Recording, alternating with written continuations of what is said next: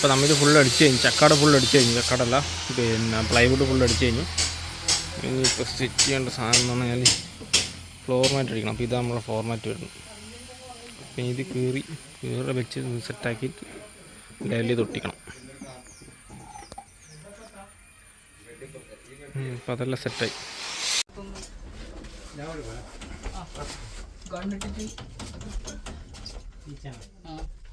അല്ല ഇപ്പോൾ ഉണങ്ങി നിൽക്കുന്ന സമയമല്ലേ? ആ നമ്മുടെ റൗണ്ട് ആ ഫ്രണ്ട് ക്ലാസ്സിൻ്റെ അപ്പുറത്തെ ക്ലാസ്സിൻ്റെ ഇടയ്ക്ക് കൂടെ വരുന്നില്ല ബീഡിങ്ങിൻ്റെ ഉള്ളിൽ. ഇന്നുണ്ടാ ഒരു മണി. ഇപ്പോൾ ഫ്ലോർ മാറ്റ് നമ്മൾ ഫുൾ ഒട്ടിച്ച് കഴിഞ്ഞു. ഫ്ലോർ മാറ്റ് ഒട്ടിക്കുന്ന വീഡിയോ എടുക്കാൻ പറ്റിയതെന്ന് വെച്ചാൽ രാത്രി നമ്മൾ ഒട്ടിച്ചത്. ഫ്ലോർ മാറ്റ് ഒട്ടിച്ച് ഫുള്ള് ലെവലാക്കി അടിപൊളിയാക്കി ഒട്ടിച്ചിട്ടുണ്ട്. ബാക്കി സീറ്റും കാര്യങ്ങളെല്ലാം സെറ്റാക്കണം. അപ്പോൾ ലാസ്റ്റ് ചെയ്യുമല്ലോ അത് പെയിൻറ്റിങ് കാര്യങ്ങളെല്ലാം കഴിഞ്ഞിട്ട് സീറ്റെല്ലാം സെറ്റാക്കുമല്ലോ. നമ്മൾ ടി വിയുടെ ക്യാബിനായത്. ഇതിലുണ്ടായത് ഒരു പഴയ മോഡൽ ക്യാബിനാണ്. അപ്പോൾ അത് മാറ്റിയിട്ട് നമ്മൾ പുതിയ മോഡൽ ക്യാബിൻ എടുക്കുന്നുണ്ട്. അപ്പോൾ ആ ക്യാബിനോട് നമുക്ക് സെറ്റാക്കണം.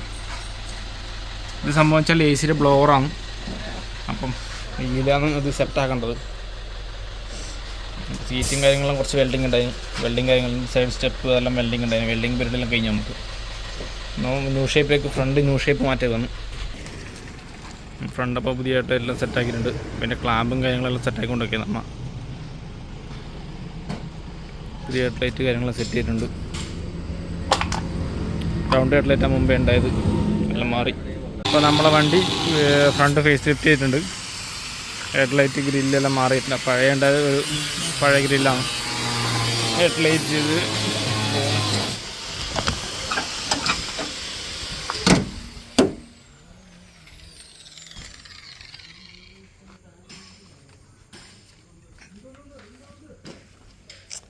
സൈഡിൽ എക്സ്ട്രാ സ്റ്റെപ്പ്, ചെറിയ സ്റ്റെപ്പും കൂടി വെച്ചിട്ടുണ്ട്.